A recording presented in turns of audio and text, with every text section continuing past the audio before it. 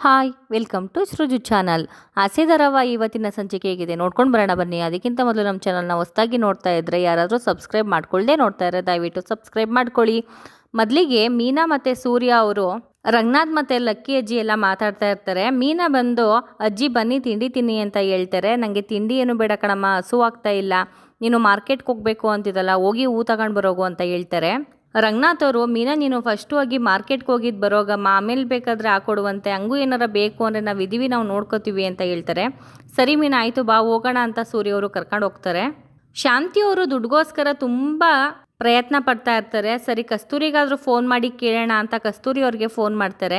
ಕಸ್ತೂರಿ ಅವರು phone receive ಮಾಡಿ ಏನೇ ಶಾಂತಿ ಬೆಳಬೆಳಿಗ್ಗೆ ನೆನೆಸ್ಕೊಬಿಟ್ಟಿದ್ಯಾ, ಏನು ಸಮಾಚಾರ ಅಂತ ಹೇಳ್ತಾರೆ. ಏನು ಸಮಾಚಾರ ಇರುತ್ತಮ್ಮ, ಆ ನಂಗ್ಲಿಗೆ ಡೈವರ್ಸ್ ಕೊಡಿಸ್ಬೇಕು ಅಂದರೆ 50,000 ರೂಪಾಯಿ ಬೇಕು ಇವಾಗ ಲಾಯರ್ ಫೀಸ್ ಕಟ್ಟೋದಕ್ಕೆ, ಅಮೌಂಟ್ ಇದ್ದರೆ ಕೊಡ್ತೀಯಾ ಅಂತ ಕೇಳ್ತಾರೆ. ಅಯ್ಯೋ ನನ್ನ ಹತ್ರ ಎಲ್ಲಿದೆ, ಇವಾಗ ತಾನೇ ನಾನು ಕಾಶಿನಾಥ್ ಅವ್ರಿಗೆ ಕೊಟ್ಬಿಡೆ, ನನ್ನ ಹತ್ರ ಯಾವ ಅಮೌಂಟು ಇಲ್ಲ ಅಂತ ಹೇಳ್ತಾರೆ.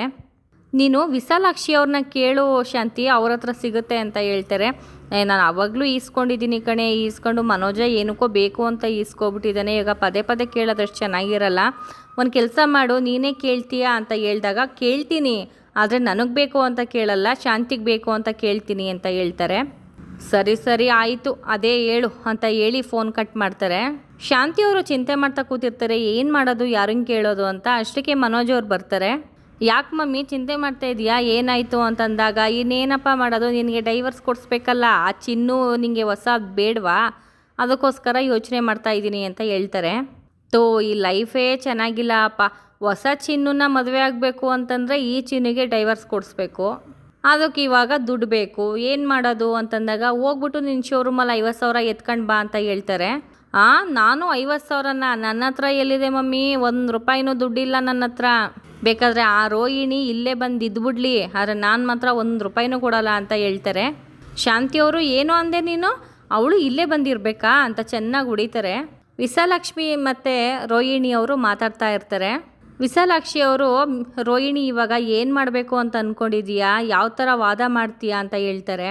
ಹೇಗಾದರೂ ಮಾಡಲೇಬೇಕು ಆಂಟಿ, ಆ ಪೂಜಾ ಮತ್ತು ಮೇಕೆ ಮಂಜಣ್ಣ ಎಲ್ಲರೂ ನಾನು ವಿರುದ್ಧವಾಗಿ ಸಾಕ್ಷಿ ಹೇಳೋದಕ್ಕೆ ಕಾಯ್ಕೊಂಡಿದ್ದಾರೆ, ಅದಾಗಬಾರ್ದು ಅಂತ ಹೇಳ್ತಾರೆ.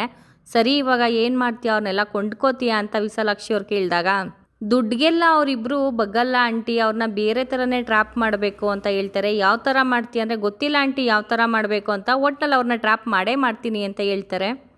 ಇವಾಗ ನಮ್ಮ ಮತ್ತೆ ಲಾಯರ್ ಫೀಸನ್ನು ಕಟ್ಟೋದಕ್ಕೆ ಅಂತ ತುಂಬಾ ಒದ್ದಾಡ್ತಾ ಇರ್ತಾರೆ ಅಮೌಂಟ್ಗೋಸ್ಕರ, ನೀವಂತೂ ಯಾವುದೇ ಕಾರಣಕ್ಕೂ ಕೊಡಬೇಡಿ ಅಂತ ಹೇಳ್ತಾರೆ.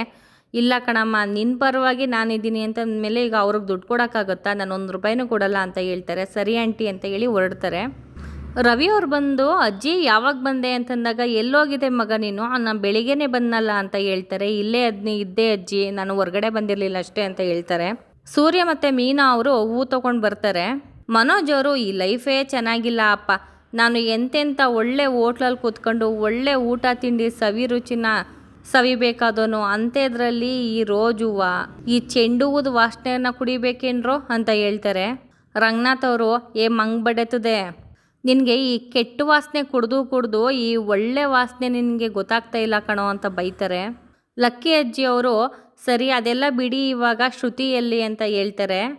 ಸೂರ್ಯ ಅವರು ಅಯ್ಯೋ ಅವ್ರದ್ದು ದೊಡ್ಡ ಕತೆ ಬಿಡು ಲಕ್ಕಿ, ಏನೋ ಹಂಗಂದ್ರೆ ಯಾವ ದೊಡ್ಡ ಕತೆನೋ ಅದನ್ನೇ ಸ್ವಲ್ಪ ಚಿಕ್ಕದಾಗಿ ಹೇಳು ಅಂತಂದಾಗ ನಡೆದಿರೋ ವಿಚಾರ ಎಲ್ಲ ಹೇಳ್ತಾರೆ. ಅಯ್ಯೋ ಏನೋ ರಂಗ ನೀನು ಹಣೆ ಬಾರ, ಬರೀ ಇದೇ ಆಗೋಯ್ತಲ್ಲೋ, ಈ ವಯಸ್ಸಲ್ಲಿ ನೀನು ಇನ್ನೂ ಎಷ್ಟೋ ಕಷ್ಟಪಡ್ತೀಯಾ ಅಂತ ಕೇಳ್ತಾರೆ.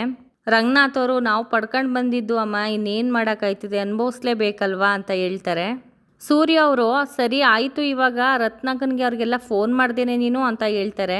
ಆವಾಗಲೇ ಫೋನ್ ಮಾಡಿದ್ದೆ ಕಣ್ರಿ, ಅವರು ದೇವಸ್ಥಾನದಲ್ಲಿದ್ದಾರಂತೆ, ಆಮೇಲೆ ಮಾಡ್ತೀನಿ ಅಂತ ಹೇಳಿದ್ರು ಅಂತ ಹೇಳ್ತಾರೆ. ಸರಿ ಫಸ್ಟು ಫೋನ್ ಮಾಡೋಗು ಅವ್ರಿಗೆ, ದೊಡ್ಡ ಆಳ್ರು ಕಣೆ, ಆಮೇಲೆ ಕಷ್ಟ ಆಗುತ್ತೆ ಅಂತ ಹೇಳ್ತಾರೆ. ಸರಿ ಆಯಿತು ಬಿಡಿ ನಾನು ಫೋನ್ ಮಾಡ್ತೀನಿ ಅಂತ ಹೇಳ್ತಾರೆ. ಸರಿ ಸೂರ್ಯ ಅವರು ಬಾ ಹೂವೆಲ್ಲ ತಗೊಂಡೋಗಿ ಹೊರ್ಗಡೆ ಇಡೋಣ ಅಂತ ಹೇಳಿ ತಗೊಂಡೋಗ್ತಾರೆ.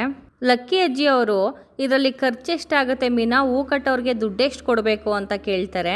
ಅಜ್ಜಿ ಒಬ್ಬೊಬ್ಬರಿಗೆ 3,000 ಕೊಡಬೇಕು, 10 ಜನ ಬೇಕಾಗುತ್ತೆ ಅಜ್ಜಿ, 30,000 ಆಗುತ್ತೆ ಅಂತ ಹೇಳ್ತಾರೆ.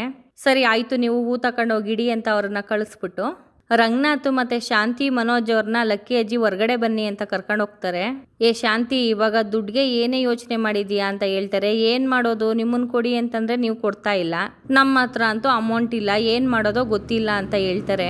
ಇವಾಗ ಏನು ಸಾಲ ಮಾಡ್ತೀಯೋ ಇಲ್ವೋ, ಇಲ್ಲ ಕೆಲಸ ಮಾಡಿ ಸಂಪಾದನೆ ಮಾಡ್ತೀರಂದಾಗ ಈ ವಯಸ್ಸಲ್ಲಿ ನಾನು ಸಂಪಾದನೆ ಮಾಡಲಾ, ಎಲ್ಲಿಗೆ ಹೋಗ್ಲಿ, ಒಂದೇ ದಿವಸದಲ್ಲಿ 50,000 ಯಾವ ಥರ ಸಂಪಾದನೆ ಮಾಡೋದು ಅಂತ ಹೇಳ್ತಾರೆ. ನೀನೇನು ಕೆಲ್ಸಕ್ಕೆ ಹೋಗ್ಬೇಡ ಕಣೆ, ಕೆಲಸನೇ ನಿನ್ನ ಮನೆ ಬಾಗ್ಲಿಗೆ ಬಂದಿದೆ ಅಂತಂದಾಗ ಏನು ಕೆಲಸ ಅಂತ ಕೇಳ್ತಾರೆ. ಹೂ ಕಟ್ಟ ಕೆಲಸ.